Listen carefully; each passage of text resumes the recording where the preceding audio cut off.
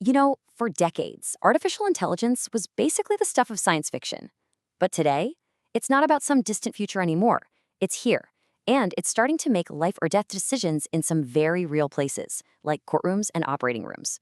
So today, we're going to see how AI is essentially being put on trial in two of the most complex, most human fields imaginable, law and medicine.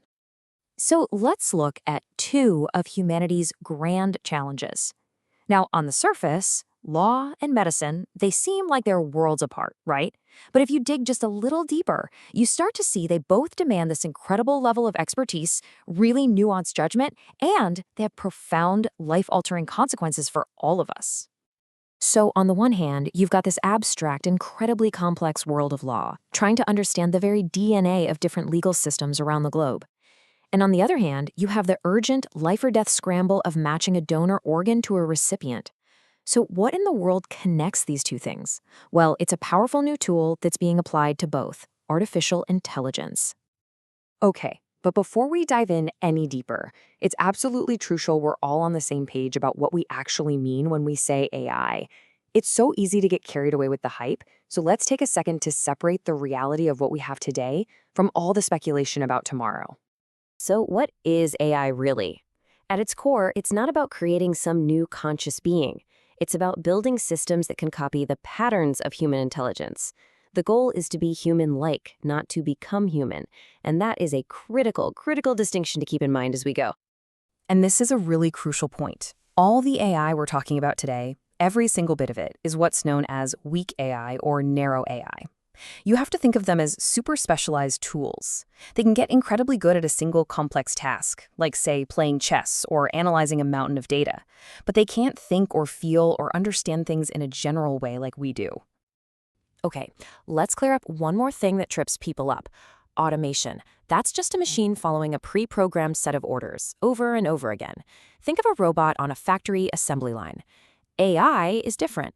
It's built to learn and to adapt, mimicking how we humans take in information and make decisions. It's really the difference between just following a recipe and actually learning how to cook. All right, so with that foundation in place, let's jump into our first case study. Is it actually possible to teach a machine to think like a lawyer? To grapple with the massive complexity of all the different legal systems in the world? This is the huge challenge at the heart of what's called comparative law. For humans, this is a really methodical process. First, you have to figure out your goal. Are you trying to fix a law or just study how it works?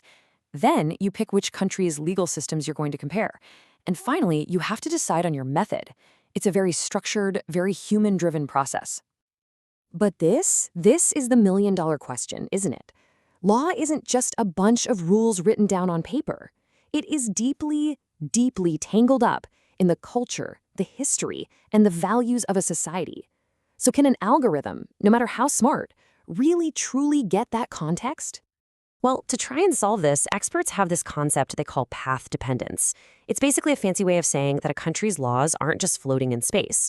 They have deep roots in that nation's unique political, economic, and cultural soil.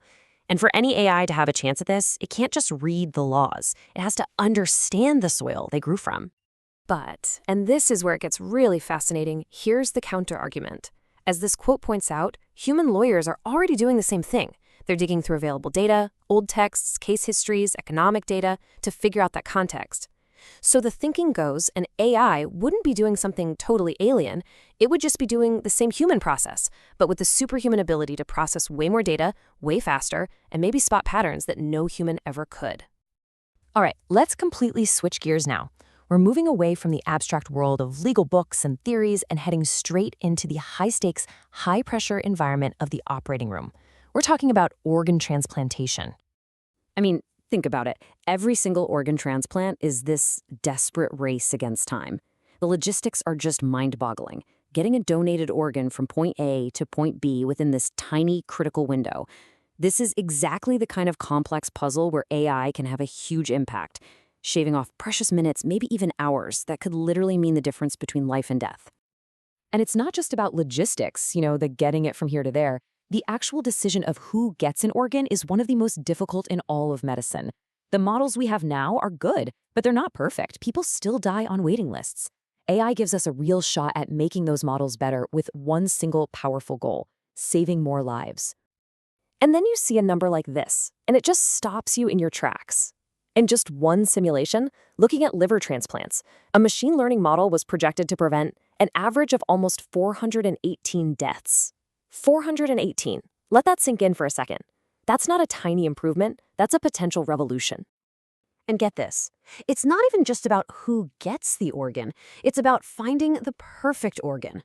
These AI systems, these neural networks, they can analyze dozens and dozens of different factors, way more than any single doctor could juggle at once, to find the absolute best match between a donor and a recipient.